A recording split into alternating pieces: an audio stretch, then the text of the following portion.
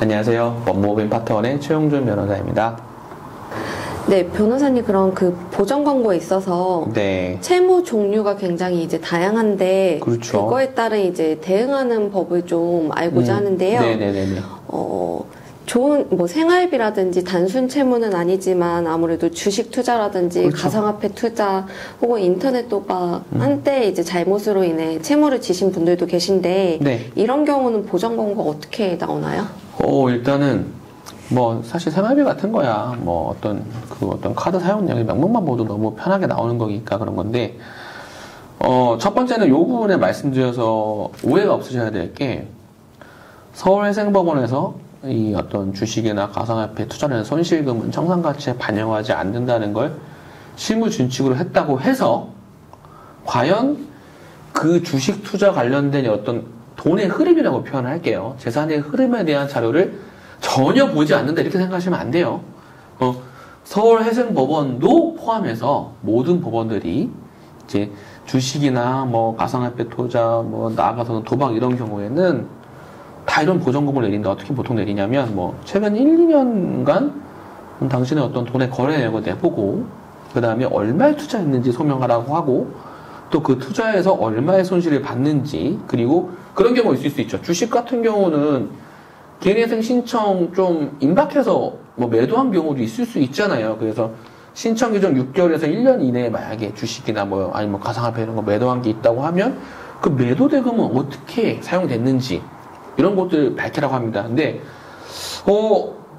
제가 아까 광주지방법원에서 이런 게 조금 엄격하게 요구한다 말씀드렸는데 제가 그래서 광주지방법원에도 보전공고 사항을 하나 제가 조금 준비해 왔어요. 요거를 올려드리면서 제가 한번 볼게요. 광주지방법원 같은 경우에 요거는 이제 조금 더 극단적인 경우예요. 인터넷 게임 도박이 문제된 상황인데 여기 뭐라고 되어 있냐면 그 도박한 기간 동안 손실액이 얼마인지 밝히고 그 손실액을 알 수 있는 표, 연, 월별 집계, 뭐 총 투입한 금액, 총 손실액 등을 제출한 금융자료와 매치시켜서 구체적으로 표를 만들어서 내라.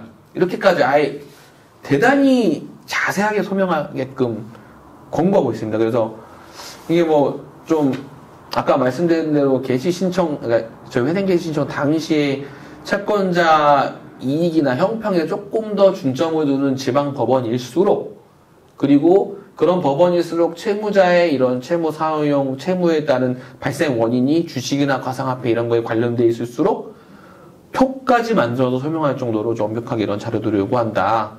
뭐 이렇게 보시면 되겠습니다. 네, 그럼 채무 종류 중에 네. 이제 투자 사기라든지 보이스피싱, 뭐 기획부동산 사기 그쵸. 이런 사기 피해를 안타까운 일이죠. 겪은 경우도 많은데 이런 경우에는 어떻게 소명을 해야 될까요?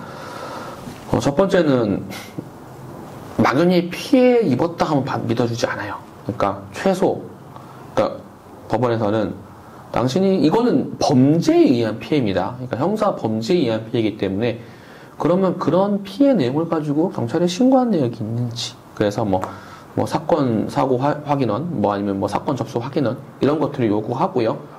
만약에 이제 별건으로 이런 거 형사 고소나 이런 거 진행했다고 하면 뭐 고소장 접수 증명원도 될 수 있고 또 직접 경찰에 제출한 고소장 사본 이런 것도 될 수 있죠. 뭐 그런 것도 요구하고 또 그 보이스피싱이나 이런 일당들 일당이라고 표현해도 이건 지나치지 않죠.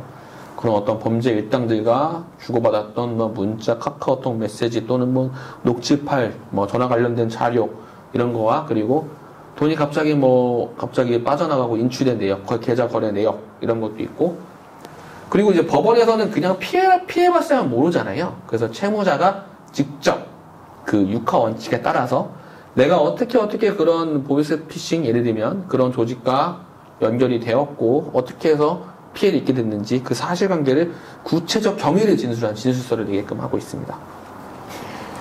네, 그럼 개인회생을 신청하시는 분들 중에 네.